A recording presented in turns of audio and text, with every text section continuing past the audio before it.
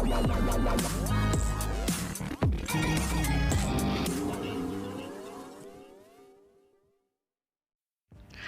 Serial Radha Krishna की कहानी के आज रात के एपिसोड में दिखाया जाएगा कि साम माता यमुना से कहता है कि जिस प्रकार आप यहाँ पर अंगारे बरस रहे हैं, ऐसे तो पूरी तरह से निधि वन नष्ट हो जाएगा। यमुना माता उसकी बात सुनती और कहती हैं कि हाँ, ये सब शनिदेव का ही प्रकोप है। उधर दिखाया जाएगा कि राधा गिरते अंगारों और हर तरफ आग देखकर श्री कृष्ण से कहेंगी, कृष्ण ये क्या हो रहा है। कृष्ण भी कहते आएंगे नजर कि ये सब शनिदेव की कृपा है, उन्हीं का प्रकोप है। वो जागृत हो चुके हैं राधा और बेहद रुष्ट भी हैं। उधर दिखाया जाएगा कि साम कहेगा माता यमुना से कि माता, अब चाहे सब कुछ नष्ट हो जाए, उससे पहले हमें शनिदेव से भेंट कर लेनी चाहिए। यहाँ पर माता यमुना भी साम की बात से सजग हो जाती है और कहती हैं कि तुम ठीक कह रहे हो, हम दोनों को शनिदेव से अवश्य मिलना चाहिए। और वो दोनों प्रस्थान कर लेते हैं शनिदेव के पास जाने के लिए। उधर दिखाया जाएगा कि शनिदेव अपनी बहन यमुना को इतने ज़्यादा वर्षों के बाद देखकर बेहद प्रसन्न हो जाते हैं, लेकिन जैसे ही उनकी दृष्टि साम पर पड़ती है, वो उसे देखकर अधिक क्रोधित होते हैं और कहते हैं कि दुष्ट, तुम यहाँ क्यों हो? तुमने यहाँ आने का साहस भी कैसे किया? तुम्हें पता नहीं कि तुम्हारे कर्म कैसे हैं?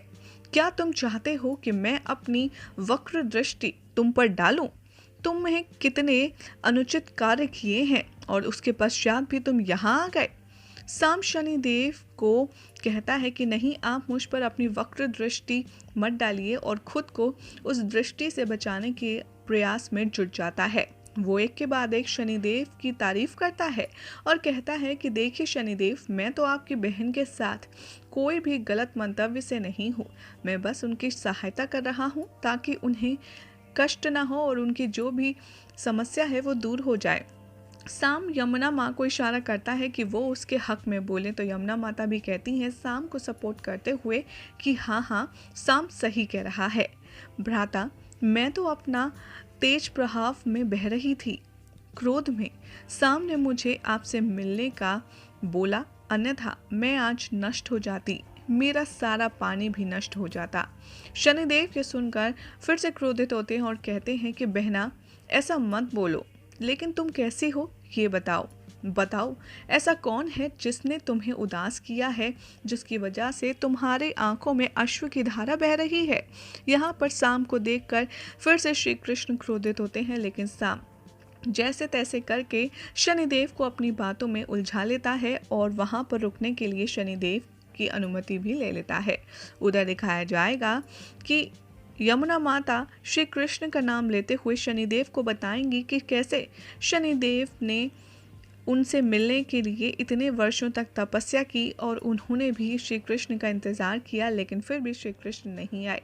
श्री कृष्ण का नाम सुनकर शनिदेव और भी ज़्यादा क्रोधित हो जाएंगे और उनका नाम सुनते ही वो अपना दंड पृथ्वी पर पटकेंगे, जिसकी वजह से सारे वृक्ष पर आग लग जाएगी और वो आग वाला जो वृक्ष है वो श्री कृष्ण और राधा के रथ पर गिर जाएगा, जिस पर गिरते ही श्री कृष्ण राधा का हाथ पकड़कर वहां से कूद तो जाएंगे और फिर कहेंगे कि राधा, तुम्हें कुछ हुआ तो नहीं? तुम ठीक हो ना? यहाँ आग है, तुम्हें ध्यान से चलना होगा। राधा भी चिंतित होती हैं, लेकिन श्री कृष्ण का हाथ पकड़कर उनका साथ महसूस करके वो थोड़ी सही महसूस करने लगती हैं। उधर दिखाया जाएगा कि यमुना माता शनिदेव से कहती आएंगी नजर कि कृष्ण को आपकी और हमारी कोई चिंता है ही नहीं भ्राता।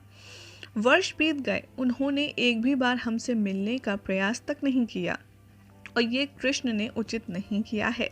शनिदेव के कहते हैं कि हाँ, बचपन का दृश्य उनकी आंखों के सामने घूमने लगता है और उन्हें सब कुछ याद आ जाता है और वो कहते हैं कि हाँ, तुम उचित कह रही हो, कृष्ण ने उचित नहीं किया और आज कृष्ण चाहे जो कुछ भी हो, मैं उसे उसके कर्मों का दंड अवश्य दूंगा।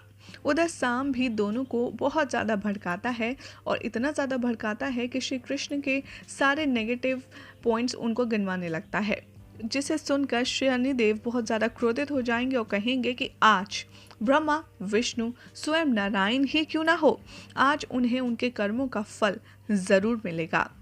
मैं उनको आज ही उनके कर्मों का फल देने वाला हूँ।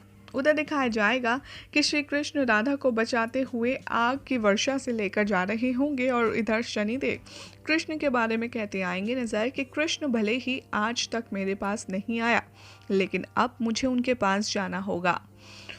उनके अपने कर्म का फल उन्हें अवश्य चखना होगा। ये कहकर वो प्रस्थान करते हैं। उधर राधा कृष्ण दौड़ते दौड़ते जाते हैं और उधर से दिखाया जाएगा कि शनिदेव आगे आगे चल रहे होते हैं और उनके पीछे श्री कृष्ण भगवान से मिलने के लिए सांप और यमुना माता भी चल रही होती हैं। वहाँ सांप जैसे ही श्री कृष्ण के बर्बादी के बारे में सोच रहा होता है, उधर महादेव पार्वती बहुत ज़्यादा चिंता में होते हैं। जहाँ पार्वती माता कहती हैं महादेव से कि आपका भक्त ऐसा क्यों कर रहा है, आप कुछ कीजिए ना। महादेव कहते हैं कि मैं शनिदेव को उनके कर्मों से नहीं रोक सकता। शनिदेव को जिस तरीके से अपना फल देना है और अपने साथ न्याय करना है वो कर ही रहेंगे। लेकिन यहाँ श्री कृष्ण को बचाने के लिए महादेव एक युक्ति लगाते हैं और जैसे ही शनिदेव आगे प्रस्थान कर ही रहे होते हैं, वहाँ एक आकाशवाणी होती है जिसमें कहा जाता है कि शनि, तुम इतने समय के बाद रुष्ट हुए हो। सर्वप्रथम आपको अपने आराध्य महादेव से मिलना चाहिए। वो कब से आपकी प्रतीक्षा कर रही हैं, ये आपने उचित नहीं किया।